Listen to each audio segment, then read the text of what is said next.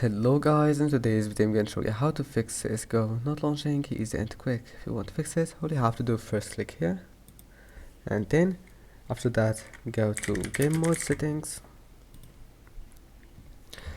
Now make sure to turn on this option and then go to captures, and now turn off those two options.